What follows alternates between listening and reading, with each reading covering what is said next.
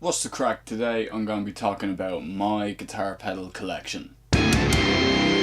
So I have about 10, 12, whatever amount of guitar pedals, and I wanted to show them all off in one video because, you know, I'm not going to make a specific dedicated video for every single one, and this will be a good place if you just want to check out how I get my tones and just a little bit of a taster as to what makes up my sound. So the first little clip I'm going to be showing you is from my Moore Cali Dual micro preamp. It's going to be shown to you first because I'm going to be using it as my primary amp for this whole video, as opposed to using my big loud 50 watt Fender Mustang 3. So I'll give you a little taster of it, and every pedal that you hear after this will be used in front of this, which is, I think, an emulation of a dual rectifier, so that's good.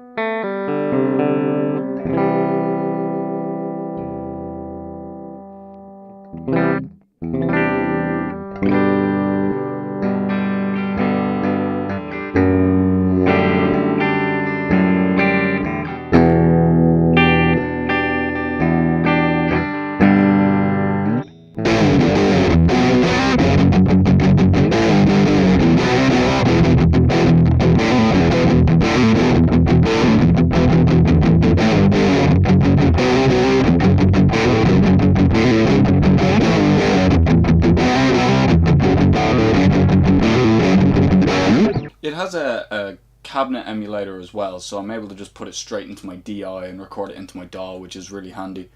But that's the Cali Dual. I'm going to leave that here and we're going to get the next pedal. So the next one I'm going to be showing is my Boss Metal Zone. I'm going to be showing it through my effects loop of my amp as opposed to through the Cali Dual, because I like using it as a preamp as opposed to directly in the front of the amplifier.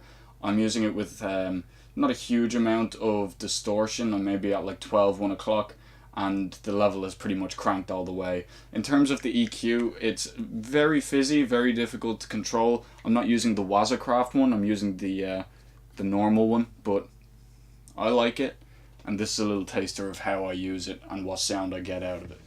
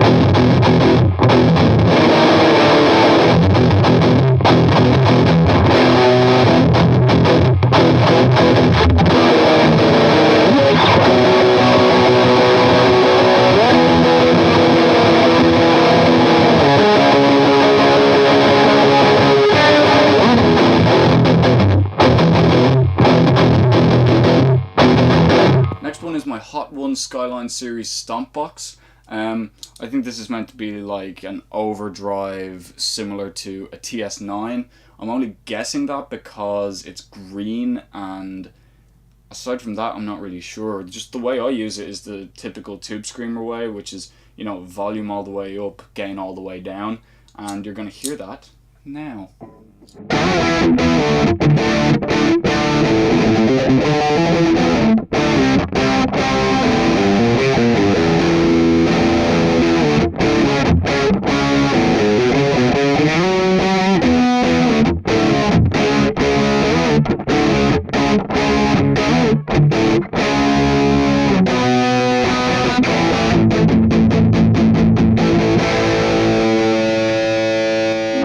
Like on the fence about whether or not I like the Brit mode being engaged, but this time I kind of liked it.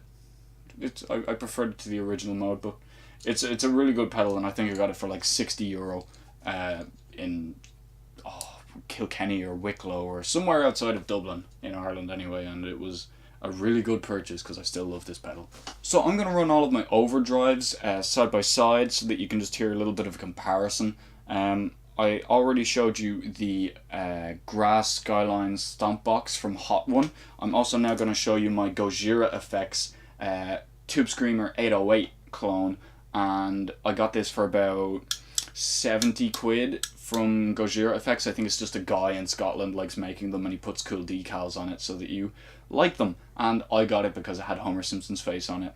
Again, I use it the exact same way as I use the Hot One. I have gain all the way down, level all the way cranked, and then the tone about 12 o'clock, and the hard clipping mode engaged. The only thing I will say about this pedal in comparison to my other overdrives is that the gain knob is a lot more susceptible to causing change in tone. So if you turn it all the way down, it can kind of suck the tone out, so I'll keep it like 9 o'clock.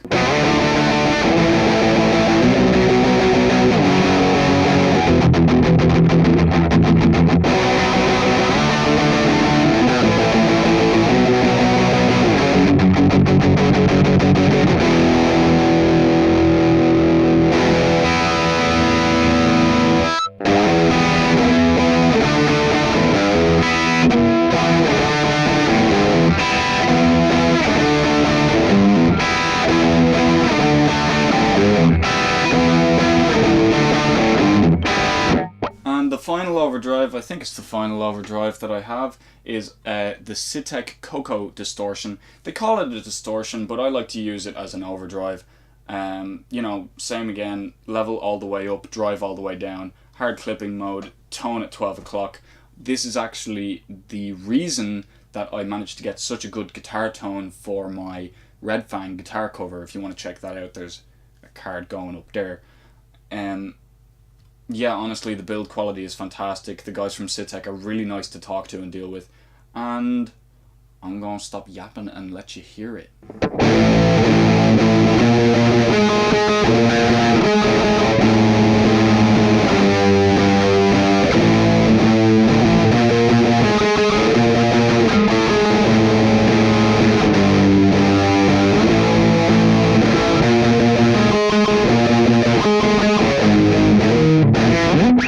So the next one is going to be my Moore Rage Machine. It's a distortion pedal that I used in a competition that Moore were hosting, where they were going to be giving away 3 of their micro preamp pedals. I happened to win on my entry and got myself the micro preamp of my choice, which was the Cali Dual. Honestly, this is a great distortion. It's kind of my first pedal, my first introduction into this is how a distortion should sound. Maybe it's not that great, but you know what? It still works after 5 years of owning it, so...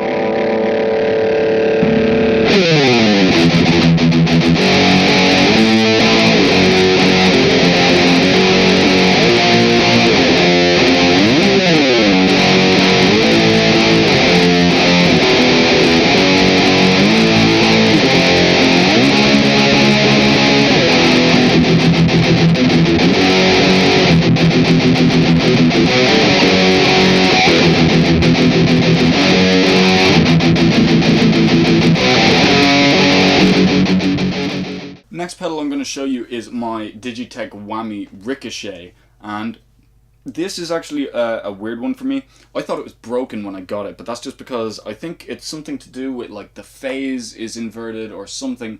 I cannot power this off the same power supply as my other pedals, so I'm using this Meridian power supply here. I cannot power the Cali Dual at the same time that I'm powering this. I need to get a separate 9-volt power supply. I don't know why. It could just be something that I have no idea about, but regardless, the sound of it is fantastic. Can't remember how much I paid for it. It was really, really just something that I really wanted, and you know, is it better than the normal Whammy with the treadle on it? I don't know. I've never used one of them, but I do know that this is really good for if you want some really cool Rage Against the Machine effects.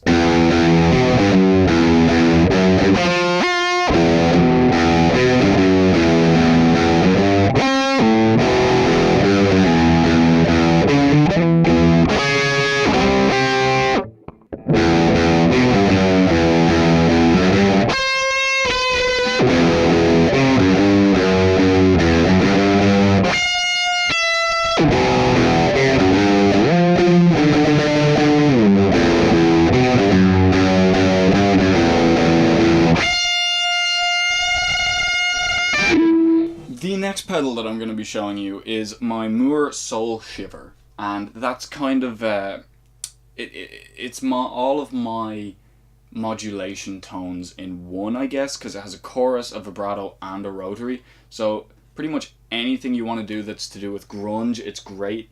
I will usually use it on the chorus setting. I don't really use the rotary setting, but I'd like to find some kind of use for it at some point. There's a speed knob, volume knob, intensity knob, and you know, it's simple enough. It's a Moore pedal, so it's going to be cheap.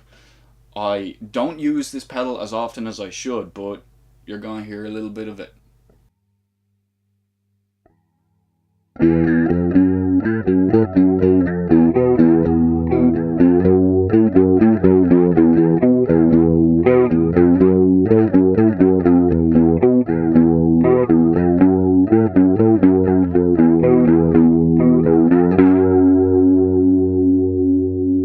The second to last pedal that I'm going to be showing off is my Earthquaker Devices Afterneath pedal, and it's, you know, I've made an entire dedicated video to it. You can check it out if you want to, and if you have seen that video, you'll know that this is kind of like my go-to reverb. The only time I'll use a different reverb is if I'm using it in my DAW after I record, so that'll be something that I won't need for this because it's just perfect already. The serial number unfortunately has been worn off through constant use and movement and everything, but you know, I'll show you a few of the little presets that I like to use in this clip. Yeah.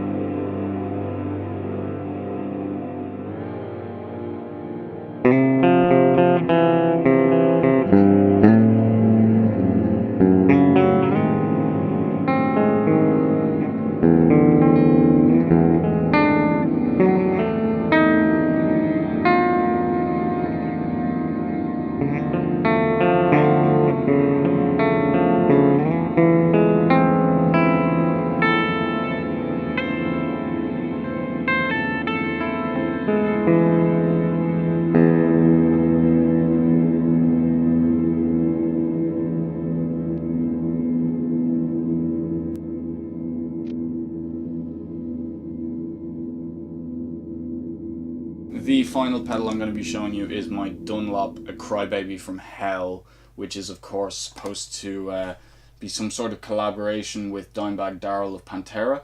I don't know if he was part of the making of it when he was still alive, or if this is just something they did after he passed away, but whether or not you're a fan of Pantera, this is probably one of the most versatile wah pedals you're ever going to come across. There is a range knob, so you can decide how much range you want there to be in the wah. There's the volume of the wah, there is the variable Q, and there's fine tuning. There's also a little switch here that you can use as a boost. I got this as a birthday present or Christmas, I can't remember which one. I got it as a present anyway, from my girlfriend, and it is just, it's one of the best presents I've ever gotten. And it does have the little 9-volt compartment right here, so that's a lot handier than just, you know, having to open up the pedal to put battery into it. I'll give you a little go-sies of it.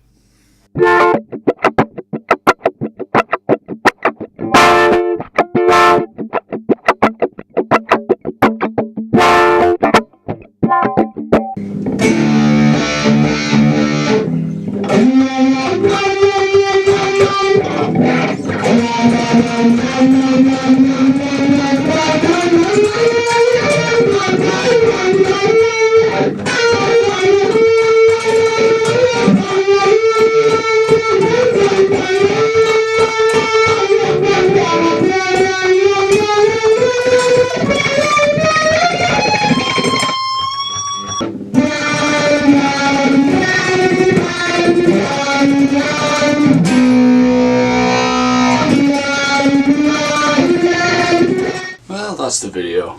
This light is so goddamn bright and I have to get going, so I hope you enjoyed it. If there's any of the pedals that you like that had dedicated videos, the links will be down in the description. You can also check the description to see where you can buy any of these pedals. Thanks for watching, I'll talk to you later.